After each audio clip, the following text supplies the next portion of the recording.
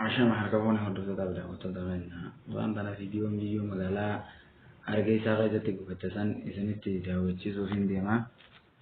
فيديو سان أنغرما إستيسنا ولين داودان سنجا ولين ترتي غاري akkamitti akka isin gubattes nutis ni himti nuufis ni himti rakkina isin irra gubattee waa'ee hundaa nuufis ni himti walumaan haa daawwannuun isin Umar rakkoon qabu isin jalaa daama hayyee assalaamu alaykum warahmatullahi wabarakatuh bakki namatti argamaa jiru micii Oromoodhaa Somaalilaandii keessa gubatte san biratti argamaa jirraati mana haakimaa guddaa yookiin daftara guddaa yookiin kan guruup hospitaal bakka jaamutti argamaa jirra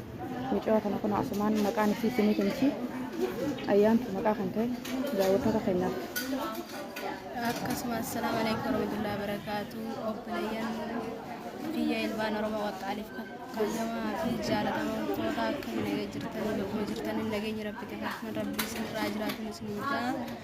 maqaa kiyyaa ayyaantuu maammannaan jaanii akkasuma hargeysaa biyya jamtu Somaalilaandii keessatti gubadhee mana dalagaadhaa osoo jiru hiraataan dalagu jira hiraata dalaginaan jaanii bishaan danfaa ibiddara kaayadhee hiraata osoo ittiin godhu jiru achi booda bakka meeshaan haadhi jiru mixiyyoo warra manaa dhuftee bishaan danfaa bakka irraa fuuteenii maxee binnaqattee hiraata amman godhinii kana bishaan qaamaniin itti dhiqadhaanaan jechuudhaan hayyee ittiin dhiqadhu bakka hiraatiin irra haadhaan jeenii anaa uban qabnee meeshaan haadhi jiru taa'ee bishaan duwidarra nanayxeen isinin obboleeyyan kiyya qaqqaalii miciyyoon san akka dhageenyetti nuti ayyaantu maraattuu jechuu dhageenye fayyaa qabdimoo maraattuu daddaannuu baase lakkii addee baatu hidduuku wallahi fayyaa qabdi maraatummaan qabdi wanni kun beekaa sirra naqame beekaa nanayxee eeggisa takka sibira kana bira nama gaddabru jettee an qaamaan dhiqachuu deemtiinse garuu qaamaan dhiqachuu hin deemne na bira akka gaddabru jettee ol deebitee lafa kaayyattee annan na xiyyee farraa na'ine taayitiin meeshaa dhiqu jira akkasitti duwidarra nanayxee na dubarraa hayyeegaa obboleeyyan kiyyaasumaan wanni dhagaa jirtu yeroo duraatiif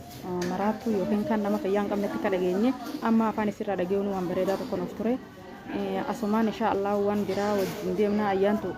rabbi si haa fayyisu siin jaa du'aayii si goonaa nuti ijoolleen Oromoo si cinaa dhaabbannaa waama hundaanuu gargaarsaan akkuma feeteenuu jireenyaan qaamaanis diinagdeenis waan hundaanuu si bira dhaabbannaa beektii kiyya insha Allah